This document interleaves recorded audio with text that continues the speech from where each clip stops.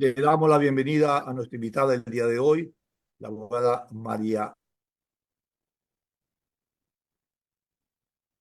Temas de mucha preocupación en la vida de la salud pública de los ciudadanos, que se intensifican en escenarios como, por ejemplo, el COVID, como escenarios hoy que vivimos en un ambiente de criminalidad insostenible, como que vivimos hoy también en la oscuridad. ¿Qué impacto tienen estos escenarios en la vida, perdón, en la salud mental, por un lado, y luego, pues, qué medidas paliativas se deben de tomar para mitigar estos impactos? El Ministerio de Salud Pública del Ecuador ha publicado lineamientos para la atención integral, cuidados paliativos que incluyen objetivos generales y específicos, esto en el Sistema General de Salud. Entonces, lo primero que debemos preguntar de cuáles son los marcos legales, ¿no? Vigentes sobre lo cual el ciudadano debe hacer efectivo de este derecho y para quienes se debe de aplicar. Buenos días y bienvenido, abogado. Buenos días, estimado sociólogo. Buenos días a los ciudadanos de la capital. Tengan una feliz fiesta. Y bueno, respondiendo concretamente a su pregunta, los marcos o el marco vigente que tenemos actualmente es la Ley Orgánica de Salud Mental que fue publicada en enero del 2024. Actualmente tenemos vigente un Plan Nacional de Cuidados Paliativos que está vigente para el 2022 y 2026. La Ley Orgánica de Cuidados Paliativos está aprobada por parte del- de la Asamblea y está para el conocimiento y la aprobación del Ejecutivo. Pero independientemente de esto, ya existe un plan nacional de cuidados paliativos, ya existe, están contemplados también en la Ley Orgánica de Salud, entonces ya forman parte de la política pública y forman parte de nuestra legislación en cierto modo.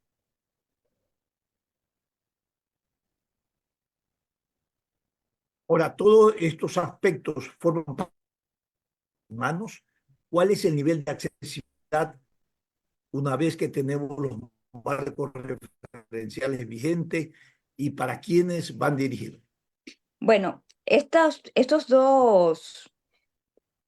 digamos, dos derechos, porque la salud mental es un derecho, independientemente de la salud, concretamente, que es un derecho, la salud mental es un derecho fundamental específico. Y los cuidados paliativos, a su vez, también son otros derechos fundamentales. Van dirigidos, vamos a hablar de la salud mental, a todas aquellas personas ciudadanos, que, que se encuentren en riesgo, con mayor atención a aquellos que presenten situaciones de vulnerabilidad, pero en realidad va a amparar a todos los ciudadanos, sin discriminación. Y los cuidados paliativos, efectivamente, también van dirigidos hacia aquellos ciudadanos o hacia aquellas personas que padecen enfermedades catastróficas, enfermedades terminales, hacia sus cuidadores y hacia sus familiares. Ese es el ámbito de cobertura. Correcto. Hoy que el ámbito de cobertura. En ese ámbito de cobertura se incluye, por ejemplo, la muerte asistida que tanto debate provocó aquí en nuestro país. Luego, pues, evidentemente, hubo un pronunciamiento de la Corte Constitucional. Entiendo que está debidamente reglamentado, pero para tomar un ejemplo, podría ser este tipo de caso. Bueno, ese caso tiene una normativa especial, ¿no? Sí, sí. Ese caso tiene una normativa especial que es la eutanasia. Lo que buscamos en cambio o lo que se busca en cambio con los cuidados paliativos es llevar a aquel paciente que tiene una enfermedad catastrófica, sea o no terminal, a darle una calidad de vida, si así se puede decir, lo menos dolorosa posible, es decir, provocarle el menor sufrimiento, porque nadie merece tener lo que le queda de vida o una vida con sufrimiento. Entonces, ¿cómo se logra esto? Se logra esto a través de el acceso a medicinas especiales que muchas veces no se las consigue. medicinas que van a ir de acuerdo al grupo etario, de acuerdo a la edad, porque no es lo mismo tratar cuidados paliativos en un adulto que tratarlo en una persona mayor, en un adulto. Eh, Al conocimiento, es decir, a la capacitación de médicos especialistas en cuidados paliativos, que son los que van a tratar el sufrimiento.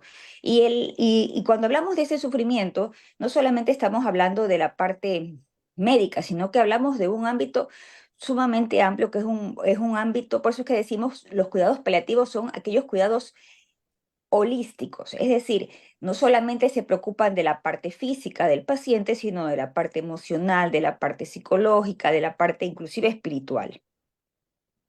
Correcto. Ahora, además de ser holístico, evidentemente, establece la ley como objetivos que los servicios de salud, en temas de salud mental, deben de ser accesibles, oportunos y de calidad.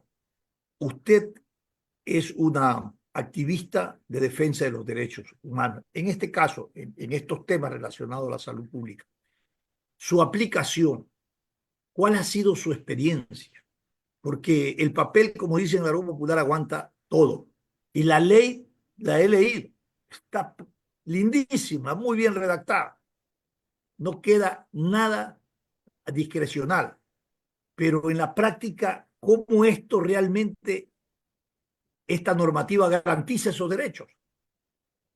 ¿De qué manera se implementa? El Estado está siempre en capacidad de entregar servicios o dar servicios integrales, ágil, oportuno, de calidad, con calidez, o esto es un drama diario de la gente que sufre estos problemas.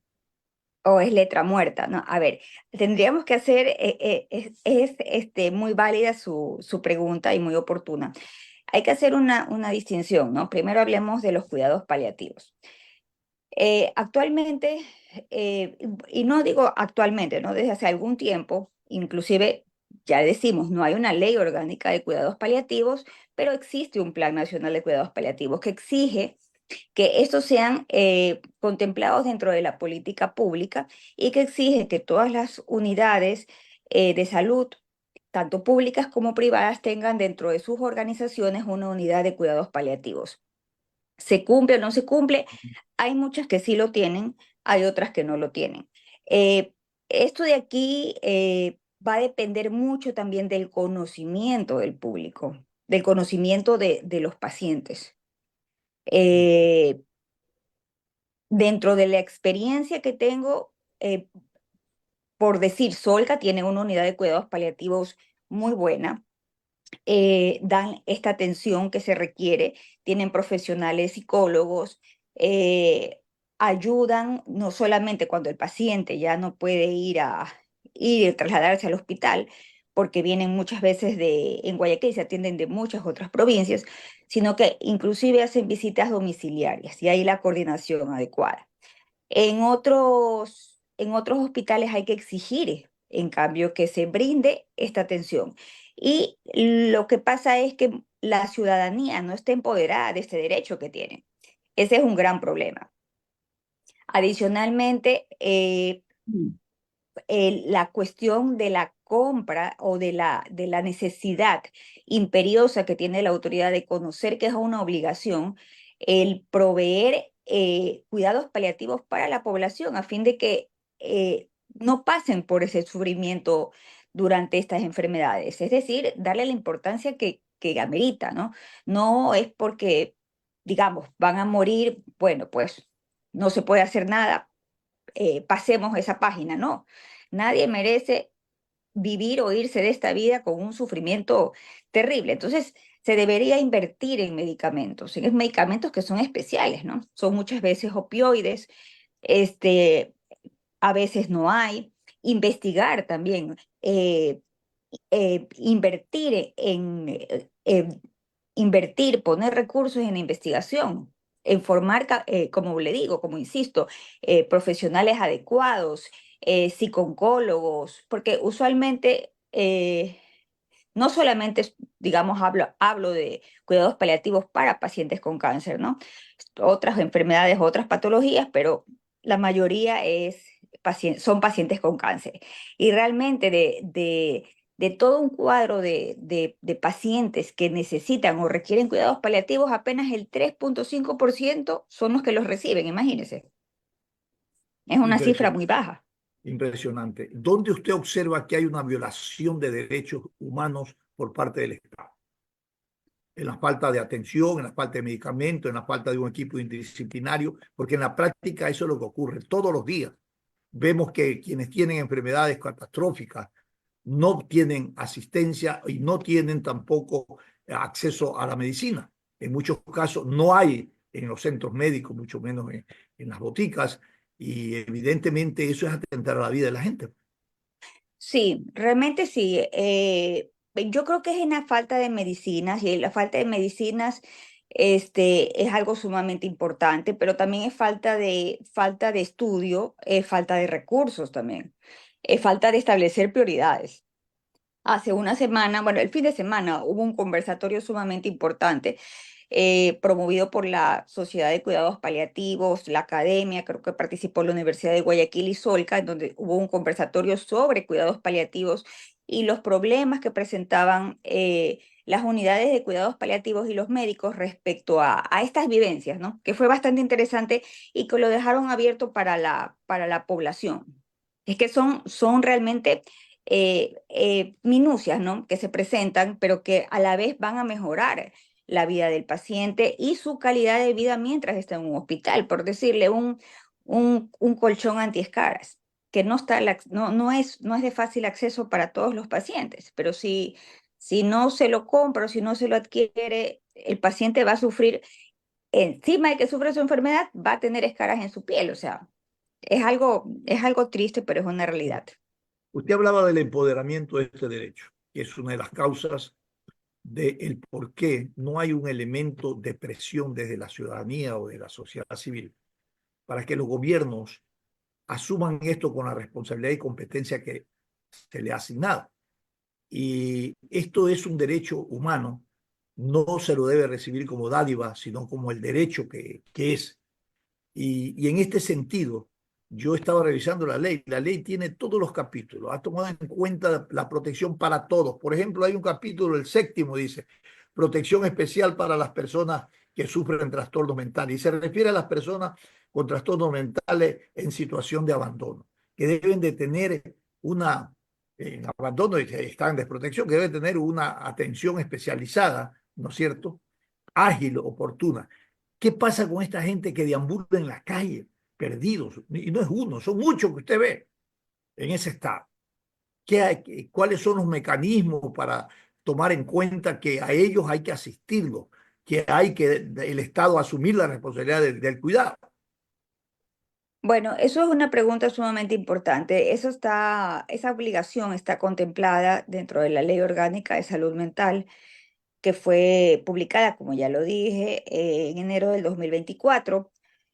La pandemia, yo hablo un poco de la pandemia, creo que Sí, vino a acrecentar todos estos problemas o a visibilizar o a permitir que se visibilicen todos estos problemas que estaban ahí metidos debajo de una alfombra como tabú, eh, derivados de la salud mental, ¿no? El encierro, el confinamiento, el temor a la enfermedad, hicieron que se manifestaran, ¿no? Ansiedad, depresión, bueno, muchos otros trastornos complejos y efectivamente la ley tiene un acápite en donde habla de los ciudadanos en situación de abandono. Es interesante porque la ley exige que los gobiernos autónomos descentralizados municipales y no solamente municipales, ¿no? Sino gobiernos autónomos descentralizados tengan planes, programas de prevención y ya luego de tratamiento, inclusive para ayudar y evitar que el problema de salud mental se profundice y se haga más grave. correcto. Ahora, lo que generalmente observamos es la angustia que además de la enfermedad catastrófica que tienen las personas, es que no reciben una atención adecuada. Realmente es un peregrinar y un sufrimiento para la familia otras veces se torna una especial atención para las comunidades, ¿no? Cuando se observa que esa gente que tiene, esos ciudadanos que tienen enfermedades catastróficas, no son atendidos, se mueren por falta de atención, se mueren por falta de medicina, y es una medicina especializada, ¿no? Se muere porque no hay centros donde los puedan acoger. Si usted emite una ley, la hace hasta orgánica, evidentemente no solamente se debe tomar en cuenta todos los aspectos relacionados a la atención, a la salud, sino los lugares de atención, los equipos interdisciplinarios, los niveles de financiamiento, origen de financiamiento, todo, para que en la práctica la ley verdaderamente cumpla con el objetivo para el cual fue creado. Pero esto, María Paula, no ocurre, pues. Y hay una especie de condena social a los servicios públicos de salud, a los servicios de salud pública. ¿Hasta cuándo podemos y debemos mantener esta situación? Y usted hablaba del empoderamiento de la ley. Es responsabilidad del gobierno generar una campaña de bien público para que haya empoderamiento de este derecho en los ciudadanos y puedan generar reclamos o presiones sociales ante los organismos de la institucionalidad del Estado para que este derecho les llegue, para que en la práctica se cumpla. Pero hoy, como estamos, hay un incumplimiento absoluto por parte de los gobiernos de turno. Sí, realmente yo creo que, bueno, usted lo ha dicho claramente, ¿no? Quizás viéndolo un poco de afuera hay un poco de desidia. Yo creo que hay bastante desconocimiento. Realmente el tema de la salud no se le da la prioridad que debe de tenerla, porque uno asume, ¿no?, que está sano. Realmente cuando uno se enferma es que llega a darse cuenta de ese peregrinar y uno llega a tener esa sensibilidad cuando ve al otro padeciendo o cuando a uno mismo le toca padecer, ¿no? Entonces es ahí cuando uno reconoce y se da cuenta de esta realidad. Mientras tanto, uno asume que está sano y no es un problema. Efectivamente, eh, como usted dice, no hay un total cumplimiento. La ley es hermosa, las leyes son hermosas, realmente tienen unos capítulos garantistas maravillosos, pero lo importante es que se cumplan. Mientras el ente rector no sancione, no vele por su cumplimiento, mientras la ciudadanía no se empodere de sus conocimientos, de sus derechos, yo soy muy insistente en que la ciudadanía debe de formarse, debe de hacer, o formar una cultura jurídica, debe de apropiarse, conocer sus derechos, debe de formarse o reunirse, hacer peso como sociedad civil a través de observatorios, mecanismos de participación ciudadana para poder exigir estos derechos, tanto en salud mental, que no es un lujo, no son lujos, y tanto en cuidados paliativos, que tampoco es un lujo, son derechos fundamentales. Quiero agradecerle, María Paula,